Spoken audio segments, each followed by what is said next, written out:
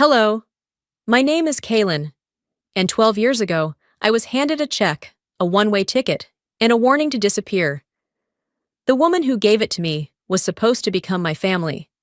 Instead, she looked me in the eye, pregnant, shaking, and said, "Take the money, leave, and stay gone."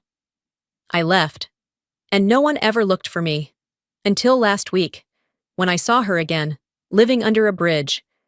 What happens when the person who erased you is the one who now needs to be seen? And what would you do if your child, the one they tried to erase too, started asking questions you've spent 12 years avoiding? Would you finally answer them?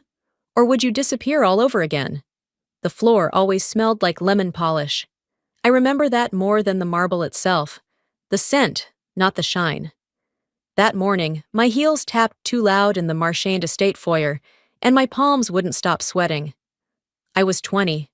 My heart was stupid and swollen with hope. They had called it a discussion, this meeting with Eveline Marchand. But it felt more like a summons. I kept smoothing my dress, rehearsing polite ways to say I loved her son, and the baby growing inside me wasn't a mistake. She arrived exactly on time, as if she choreographed punctuality into her DNA. No handshake, no smile, just cool grace wrapped in a navy wool coat that cost more than my entire semester's tuition. She didn't sit. Instead, she reached into her designer handbag and laid a cream envelope on the glass table between us. No preamble, no eye contact. Take them, leave, and stay gone. I stared at her, confused at first. Maybe it was a job offer, or housing support, something kind. But when I opened the envelope, my fingers trembled. A $250,000 cashier's check. 2 first-class one-way tickets to New York. I couldn't speak, couldn't even blink. Dorian doesn't know you're doing this." My voice sounded small, stupid. She tilted her head just enough to make me feel like a problem she'd already solved. "He's in Chicago. I made sure." I felt the world tilt under me, like I'd stepped off a curb that wasn't there. "But he loves me," I said, almost whispering. He said he wanted—" She cut in. "He said a lot of things. Boys that age do. But this family has standards. We can't have our name diluted." Diluted. That was the word she used for my pregnancy. For me. I opened my mouth to argue, to fight, but the sharpness in her gaze made it clear. There was no space for emotion in this room. This wasn't a conversation. It was a transaction. The cab ride from La Jolla back to my tiny apartment was a blur of raindrops and stomach cramps. My body felt foreign, like it belonged to someone who had trusted too much. I clutched the envelope in my lap and stared at the check. My name already printed. My worth decided. I tore it in half in the elevator before I got to my floor. Then I sat on the kitchen floor and cried into a damp towel for an hour straight. The next morning, I packed everything I could fit into one suitcase. Clothes that no longer fit. A prenatal vitamin bottle. Dorian's sweatshirt, which still smelled like him. I didn't tell anyone I was leaving. I didn't write a note. I just boarded the plane. The seat next to me was empty the whole way to New York. So was my chest. Queens was not kind to me. The apartment I found was small and noisy. The heater never worked. There was a mouse I named Melvin just to make it less terrifying when he ran across the kitchen tiles. But it was safe. It was quiet enough to write. So I wrote. I wrote to Dorian every Sunday, sometimes twice a week. I told him about my cravings. About the day I nearly fainted on the subway. About the first time I heard our baby's heartbeat. I told him I missed him. That I didn't want money. Just a call. A chance to explain. I mailed the letters to the Marchand estate. No response. I started sending them to his college address. Still nothing. Maybe he really didn't want to hear from me. Maybe she was right. I gave birth alone in a public hospital during a snowstorm. No one held my hand. No one cut the cord but the nurse. I named him Jace. Short, strong, easy to say. That first night, I stayed awake in the stiff hospital bed with him on my chest. He was warm and smelled like soap and new beginnings. I traced the bridge of his nose and whispered, "He'll know the truth one day." The look in her eyes hadn't changed. Still sharp, still cold, still pretending she didn't know me, when we both knew she did. Eveline Marchand, once the queen of social galas and charity boards, now sat hunched beneath the highway overpass like a forgotten ghost. She didn't speak, neither did I. I stepped back slowly, my fingers clutching Jace's backpack straps tighter than necessary. He didn't see her. I wasn't ready for him to. Not yet. That night, back at the motel, I barely slept. The air conditioner rattled nonstop, drowning out most thoughts, but not all of them. At 2 a.m., I got up, poured a paper cup of lukewarm water, and watched my son sleep. He looked too much like Dorian. That same soft jaw, same dark lashes. Sometimes I forgot how young 12 really was. The next morning, while packing his things for the scholarship orientation, Jace bent down to grab a sweatshirt from under the bed and pulled out something else. "Mom!" he called out, holding up a wooden box I'd thought I'd buried deep enough. My chest tightened. He flipped it open, casually at first, then slower. Inside lay the torn check, the faded plane ticket, and the sonogram picture that still had my name scribbled in the corner. I didn't say anything at first, just stood frozen by the bathroom door. He turned the check over, reading the name, Eveline Marchand. "Why do you still have these?" I stepped into the room slowly and sat down on the edge of the bed. "Because I need to remember why I left." He didn't ask more, but his silence wasn't passive, it was observant. He was connecting dots. At noon, we headed to the scholarship venue, located in a sleek mirrored building off the coast. The wind coming off the water, bit colder than I expected for Southern California. I kept my hood pulled up, my sunglasses low. Jace, meanwhile, bounced beside me, pointing at the Marchand Foundation banners like they were trophies. "Mom, look! That's the turbine project from last year's winner." I nodded, offering a weak smile. "Looks impressive." Inside, the staff handed us welcome packets and name tags. I wrote Kaylin Hartley on mine, with a marker that bled slightly into the sticker. For a moment, I wondered if anyone in this room would recognize that name. Probably not. I'd been scrubbed clean from their records years ago. After a short info session, we stepped outside for lunch. Jace wanted tacos from a food truck parked by the sidewalk. I stood off to the side while he waited in line, eyes scanning everything and nothing. That's when I saw her again.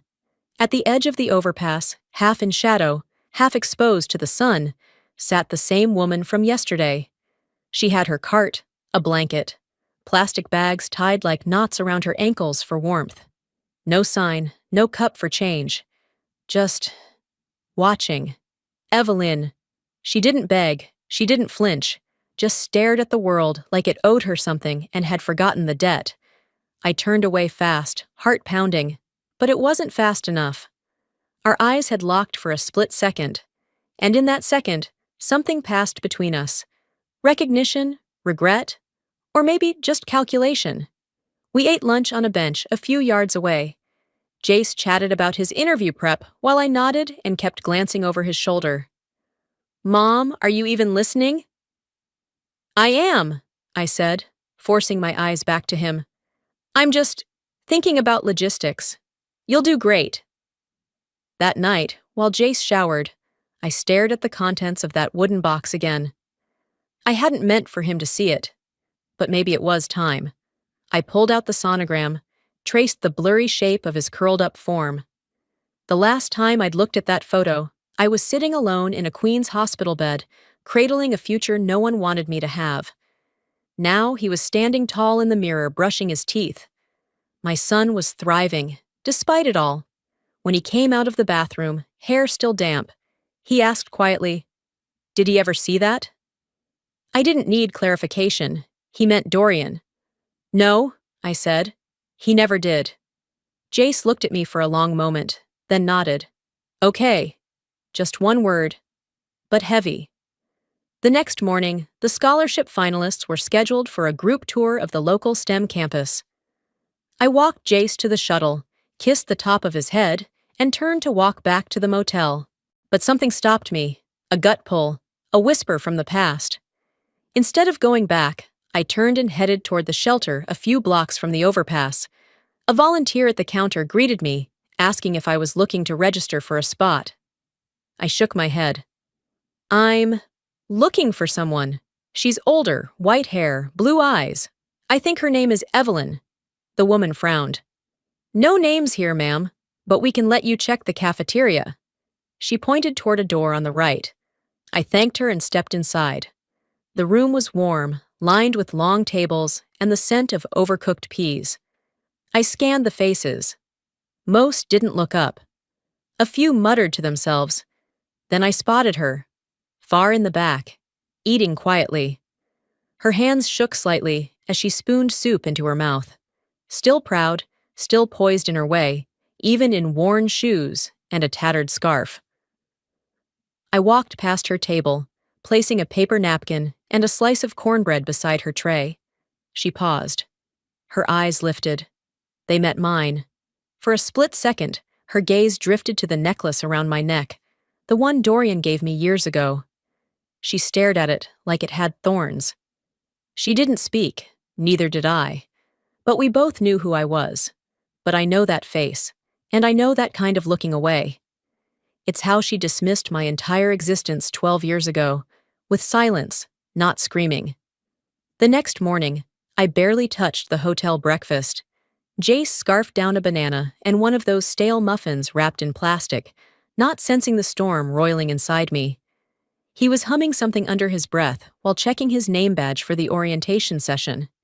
He had no idea I'd seen Evelyn again, that she was still here, still capable of pretending I never existed.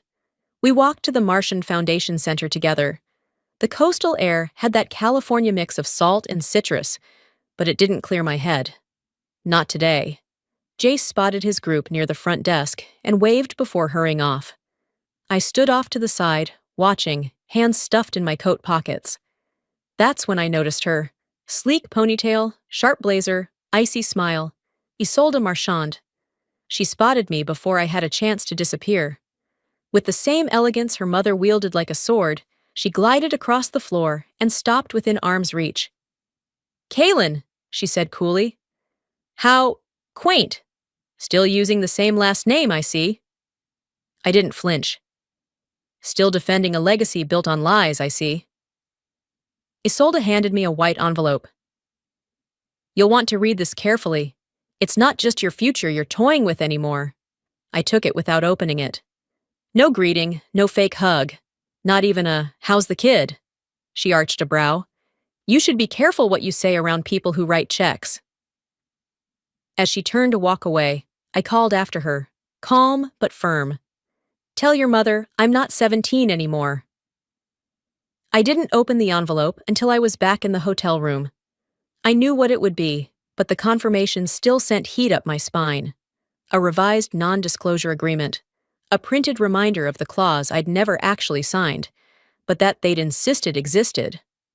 A bold line: "If you speak to the press or my brother, the scholarship will be rescinded." They were still playing the same game, but I wasn't the same girl. That evening, while I folded laundry and tried to act normal, Jace sat quietly at the small desk, his tablet propped up with an awkward lean. He was unusually still, tapping occasionally, but not speaking. When I turned around to check on him, he didn't look up. "Mom," he said, "is this you?" He spun the screen toward me. An old blog post, barely formatted, tucked into an archive page. Someone had commented anonymously beneath it. The heir's girlfriend was paid off to disappear, and she did. I stared at the words, my throat dry. Jace looked up, eyes wide, cautious. "Was that you?" I sat down across from him. For the first time in a long time, I didn't try to redirect or sugarcoat. "Yes." He didn't ask anything else at first. He just nodded once and stood, walked into the bathroom. The door clicked shut. I didn't follow. 5 minutes passed, then 10. I walked over and gently knocked. "Jace?" Silence. "Please talk to me." He opened the door, eyes red but dry. His voice wasn't angry, it was tired. You always said he didn't want us. But what if he never knew? The question landed like a punch. I couldn't speak. My jaw clenched against the weight of everything I'd carried for years. I wanted to explain, but nothing would fit in a single sentence. Jace walked past me, grabbed his hoodie, and left the room. I followed him out into the hallway, down the stairwell. I didn't run after him. I just kept enough distance that he'd know I was there. He stopped at the second-floor landing, sat on the cold concrete steps. I sat one step below, letting him speak first. I Googled him last year, you know, he said quietly. I didn't tell you. I wanted to know. I kept my eyes on the railing. And what did you find? Pictures, speeches. He's everywhere, Mom. He's some big-time investor now. People think he's amazing. I stayed quiet. He has a family foundation named after his mother, the same woman who gave you that check. I sighed. I didn't want you to grow up with bitterness. I didn't want your childhood to revolve around a man who may have walked away. Or worse, been lied to. His voice cracked. He's my dad. I deserve to know the truth. I looked at him, really looked, and saw the fight in his eyes. Not the tantrum of a boy. The clarity of a child who had grown enough to ask the right questions. And I knew then, there was no more protecting him from this. And he does. But I'm not ready to give it all. Not yet. I need to face one more ghost before I open that door. After our talk, Jace went to bed early. He didn't slam the door or make a scene. That's how I knew it cut deep. When he didn't argue, just shut down. I stayed up past midnight, pacing from one side of the room to the other, sipping tea I never finished. By morning, the weight on my chest hadn't lifted. If anything, it had grown heavier. Jace had left early with the other scholarship finalists on a field tour, eager to keep moving forward.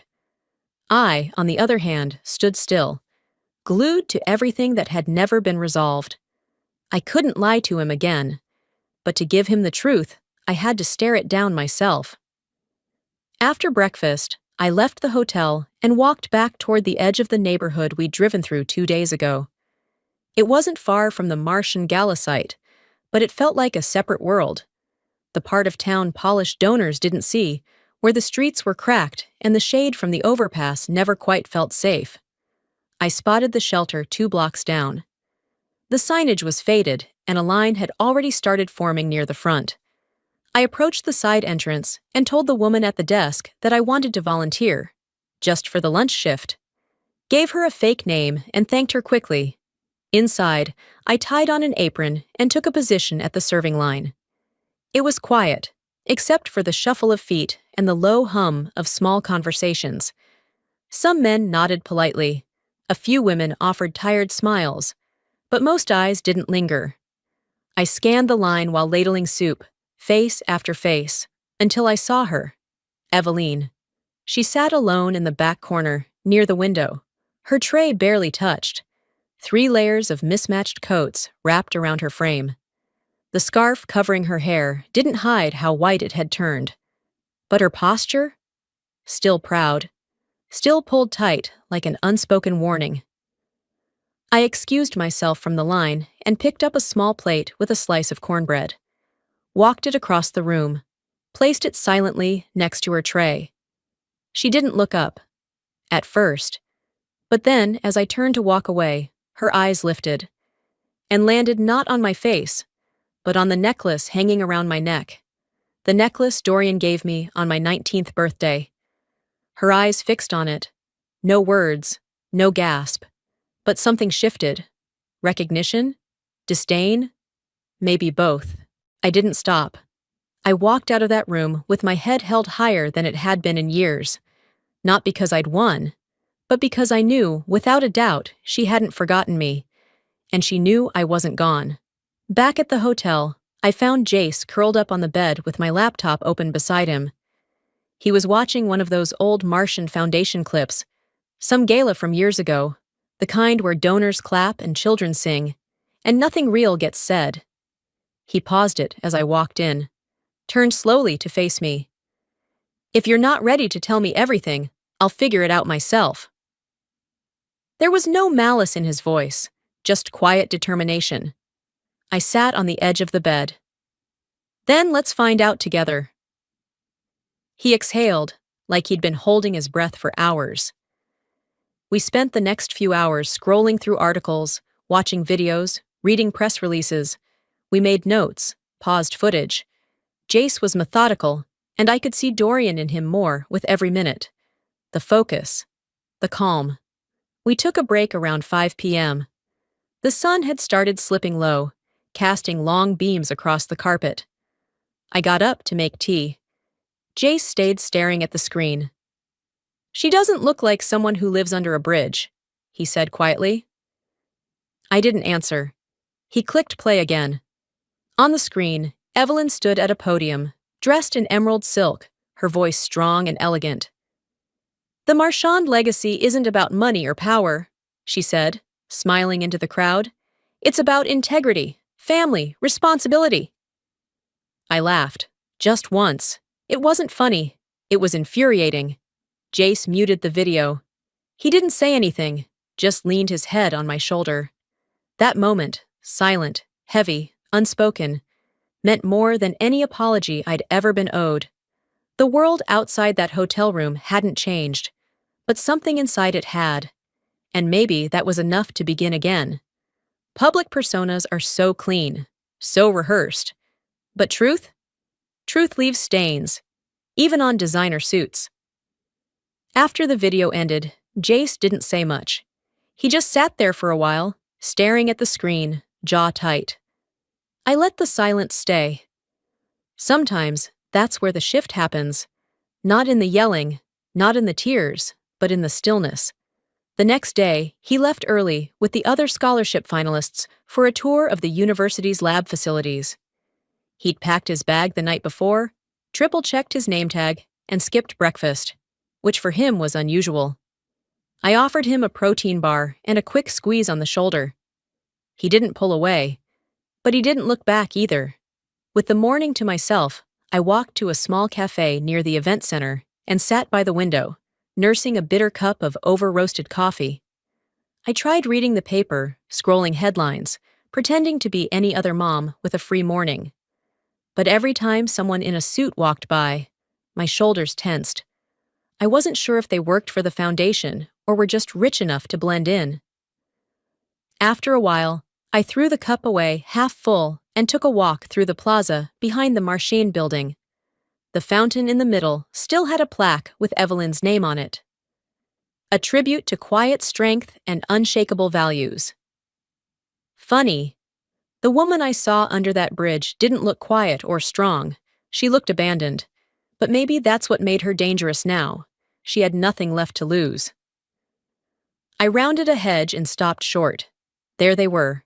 Jace was standing by a bench, his hands at his sides, frozen in an awkward half-step.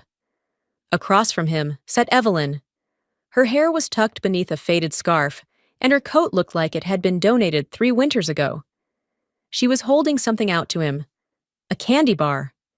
My heart pounded as I walked closer, carefully staying behind a group of tourists so they wouldn't notice me. Jace hadn't taken it yet, but he hadn't walked away either. He was polite, of course he was. He didn't know who she was. I cut across the lawn, closing the distance in seconds. "Jace," I called, trying to keep my voice steady. "Come here." He turned, startled, then confused. "She just offered me—" I snatched the candy bar from his hand, dropped it straight into the trash can beside the bench, and turned to Evelyn. "You erased his mother," I said quietly, so no one else would hear. "You don't get to reach for him now." Her mouth opened slightly. For a second, I saw something that looked like sadness flash across her face. But I didn't care.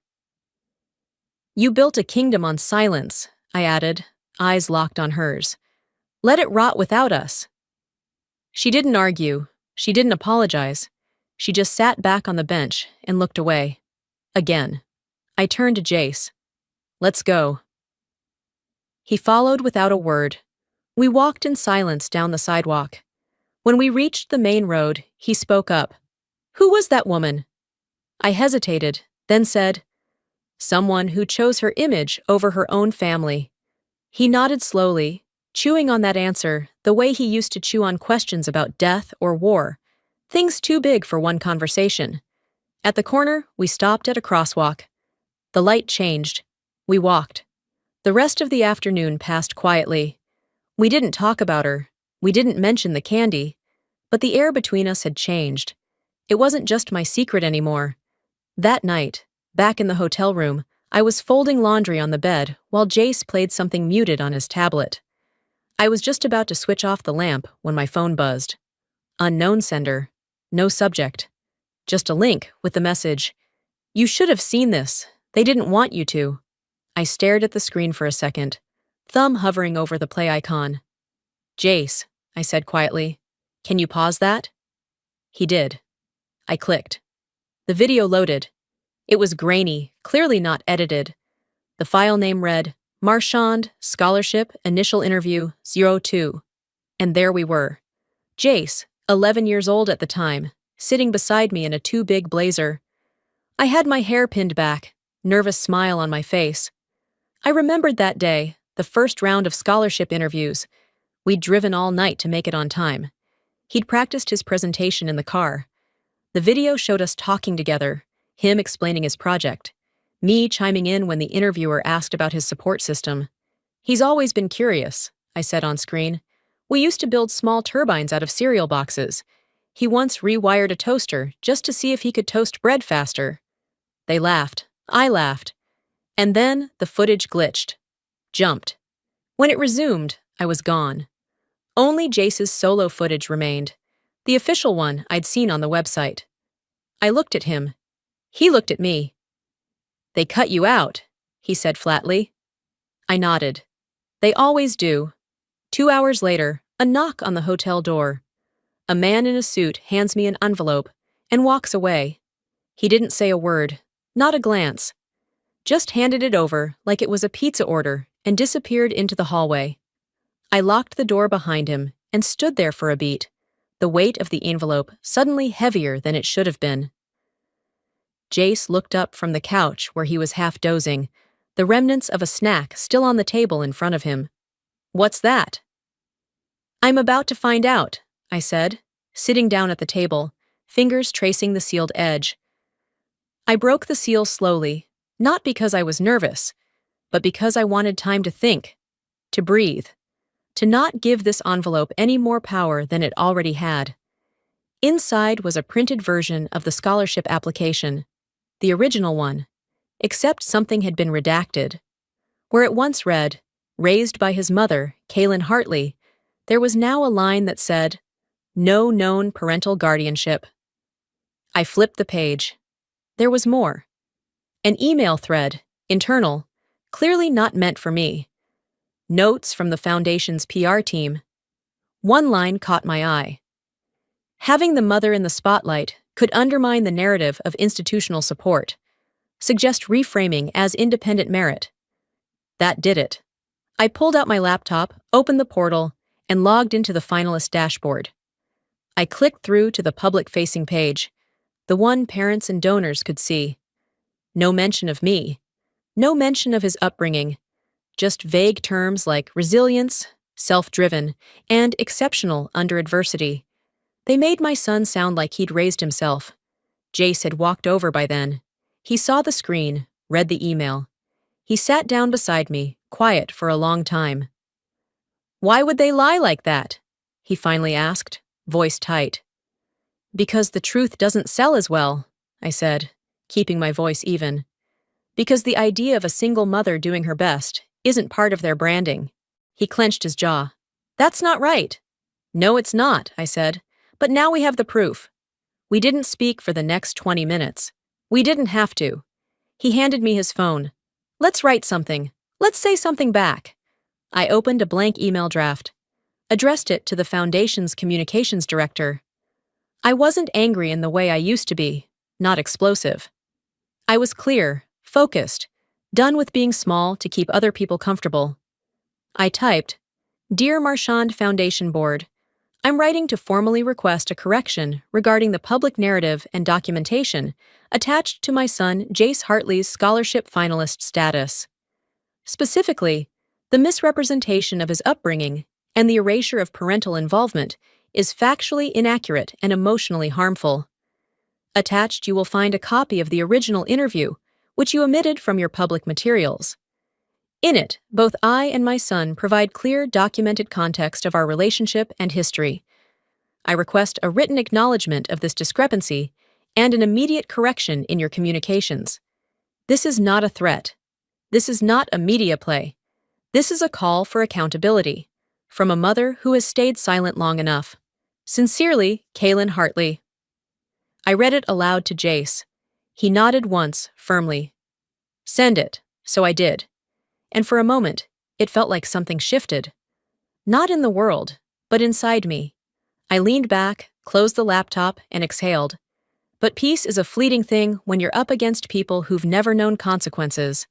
2 hours passed. No reply. 3. Jace had fallen asleep on the bed, limbs sprawled, one sock off.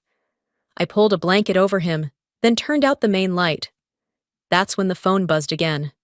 Another email. This time, from an address I didn't recognize. The subject line read, Marchand Files, confidential, no message, just a video attachment. I hesitated. Then I opened it. The footage was rougher than the last one. The audio echoed slightly, but I knew the space. It was the very same conference room we'd sat in during the first-round interviews. This was the raw feed. Jace and I sat side by side. He introduced me, said, My mom's the reason I even like science. I laughed nervously, saying, He taught me as much as I taught him. Then came the moment I hadn't seen before. The interviewer asked, What's been your biggest challenge raising Jace? And I answered, voice low but steady, being told I didn't belong in his story.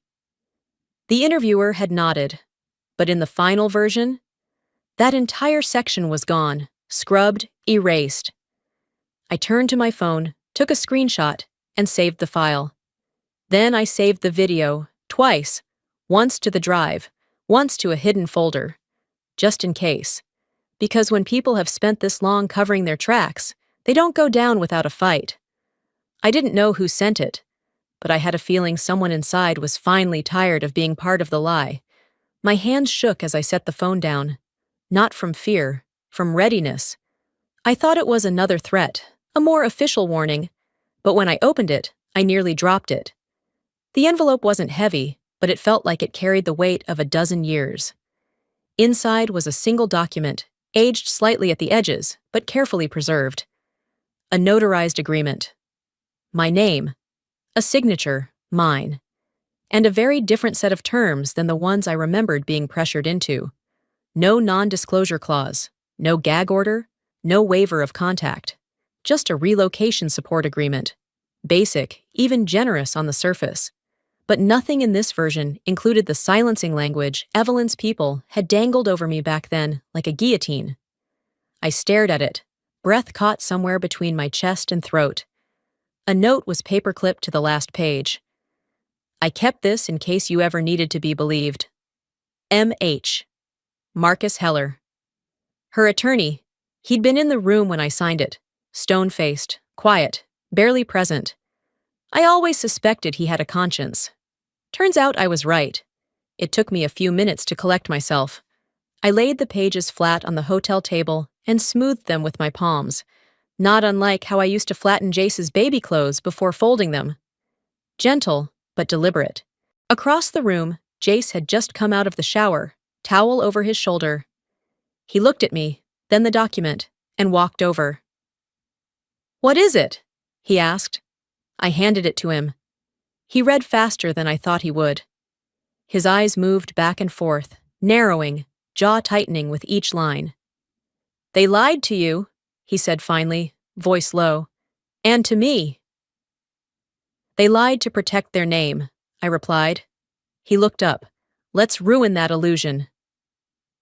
There was no venom in his voice, no hot anger, just a steady resolve I'd only ever seen once before. when he stood in front of a classmate who was mocking another kid and said, "That's enough." I nodded. Not as a mother, but as someone who now saw her son standing on equal ground.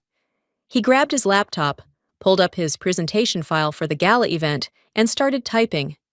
I walked to the mini fridge, poured us both a glass of water, and sat beside him. "What are you doing?" I asked, even though I already knew. "Adding a new slide," he said. "One they won't see coming." He titled it, "Invisible Architects." Underneath, he wrote, "This is dedicated to the people behind the scenes, those who were erased to make space for a cleaner story." I didn't touch the keyboard. I didn't correct a single word. Later that night, while he slept, I pulled out my phone and drafted an email to the Marchand Foundation Board. Subject line, Materials submitted to public portal. I wrote, "Dear members of the Marchand Foundation, attached, you'll find the original notarized agreement signed 12 years ago between myself and the legal representative of your family. Contrary to your internal documents and public statements, the attached contract contains no provisions barring contact, disclosure, or association.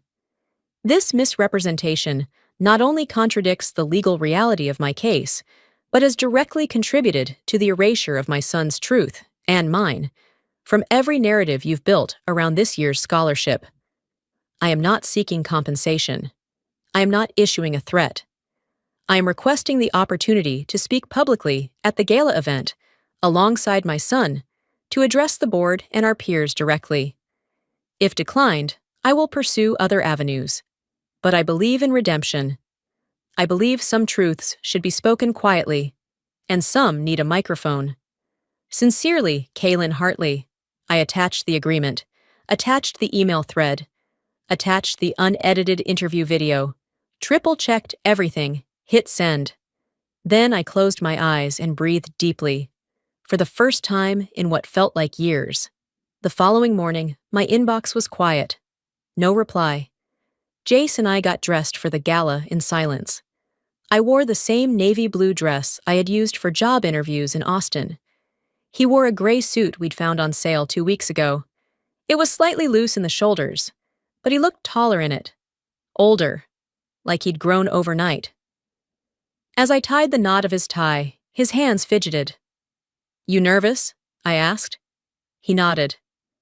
"Yeah, but not about speaking." "What then?" "That they'll try to pretend again. That they'll smile and shake hands and act like everything's fine." I looked him straight in the eye. "If they do, you'll know the difference now. That's power." We arrived 30 minutes early. The venue was already buzzing with media, staff, and families. We were ushered through the side entrance, past staff who didn't recognize me, or at least pretended not to. Backstage, someone from the board finally approached us. A tall man in his 60s, perfectly groomed, his eyes flicking between us. "You'll each have 90 seconds, he said curtly. "Stick to the science." I smiled. "We plan to. Science, and its foundations." He didn't respond, just walked off. Jace adjusted his tie one last time. He turned to me and whispered, "Let's show them what truth looks like." He didn't look like a child anymore. He looked like clarity, dressed in borrowed confidence, and mine. We stood in the narrow hallway behind the stage, the low murmur of the crowd leaking through the heavy velvet curtain. Jace adjusted the hem of his jacket, while a staff member fiddled with the mic attached to his collar. His fingers twitched slightly, but his face remained composed. I wanted to tell him how proud I was, but he already knew.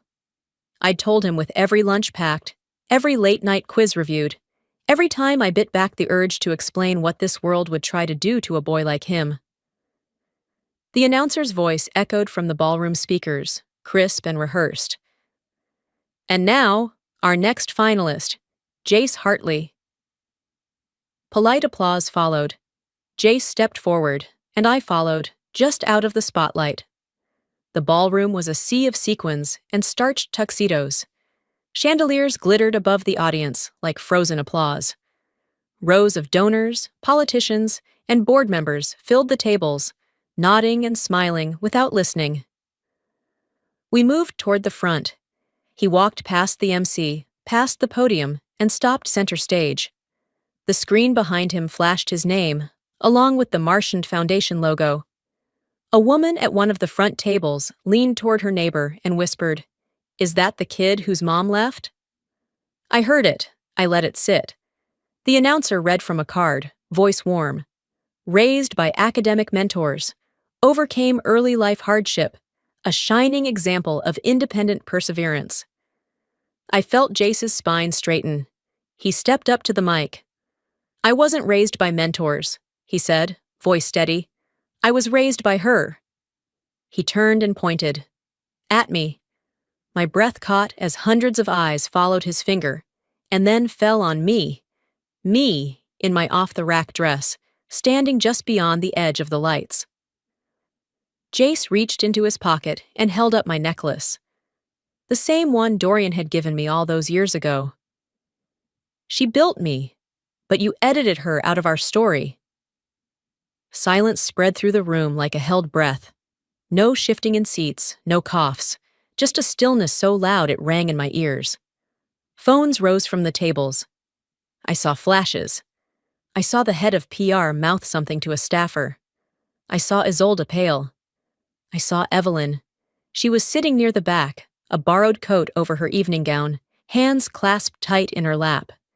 She tried to stand but stumbled and sat back down quickly. No one offered help. Jace continued. "I understand this event is meant to celebrate achievement," he said, "but achievement doesn't happen in a vacuum. It happens when someone believes in you long before anyone else does, when someone sacrifices without applause, when someone refuses to disappear just because it makes your brochure look better." He didn't shout. He didn't grandstand. He simply told the truth. "I don't need another certificate," he said. "I need her name back in the story." And then he stepped back. The applause didn't come right away.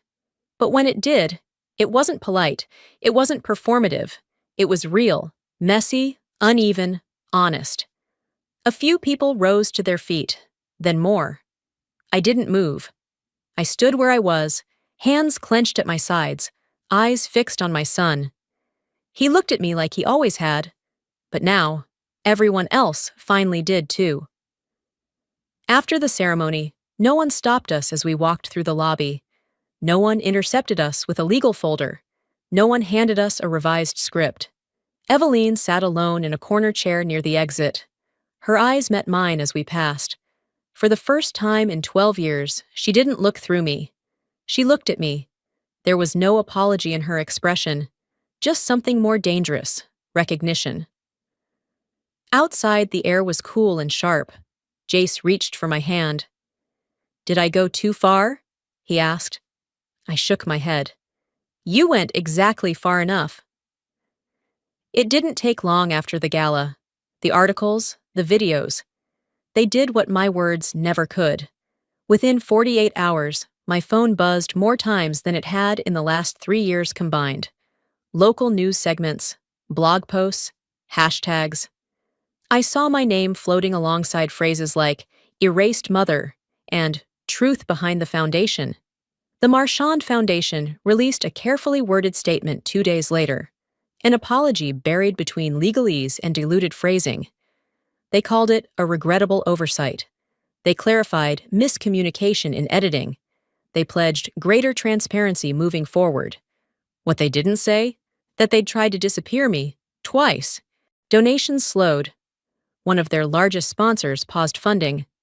I saw a headline in the business section, "When silence isn't strength." I didn't gloat. Not once.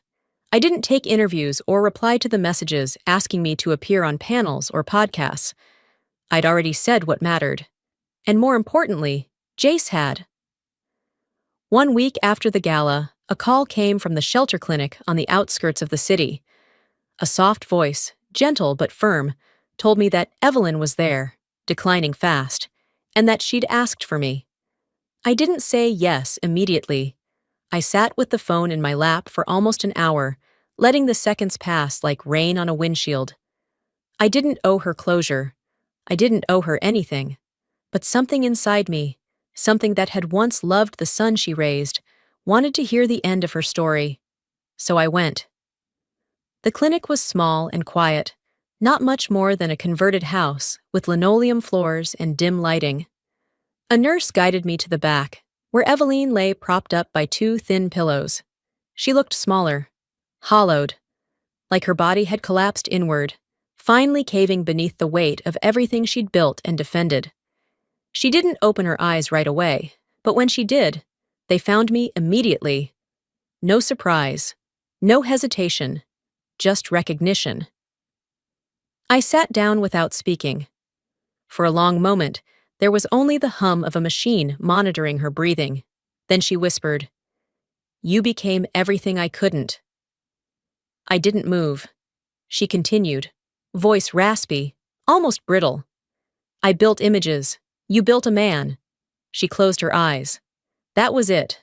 No apology, no excuse, just a sentence heavy with everything she could never say. I stood, reached into my bag, and pulled out the necklace Jace had held up at the gala. Dorian's gift. The one Evelyn stared at in that shelter cafeteria like it burned her to see it. I placed it on the table beside her bed. Then I turned and walked out. Not because I was done with her, because I was done needing her. That evening, Jace and I walked along the shoreline.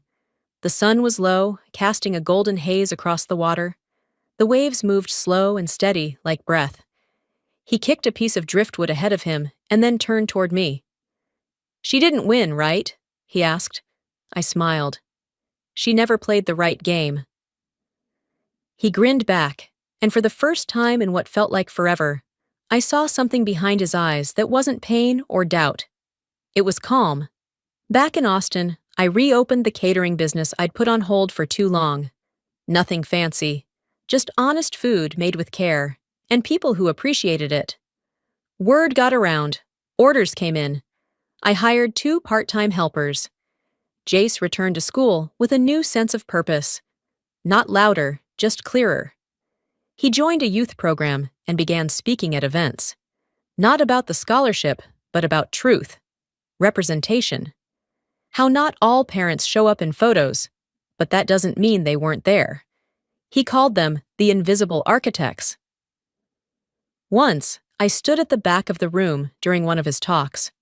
A woman beside me wiped her eyes. When it ended, she turned and asked, "Are you his teacher?" I smiled. "No, I'm his mother. The world hasn't changed. People still pretend for cameras, still edit what doesn't fit the brand. But in our little corner of it, something shifted. She's gone, and I didn't need her apology. I just needed my son to see me, fully and finally. Sometimes the people who try hardest to erase us only end up highlighting what they couldn't destroy. This story isn't just about revenge. It's about reclaiming your name, your place, and your truth after being silenced. Maybe you've been written out of someone's version of the story. But what if now is the time to write your own? If this touched you, tell me. Have you ever felt erased by someone who was supposed to protect you? Don't forget to subscribe for more true life stories that dig deep into family, forgiveness, and finding your voice.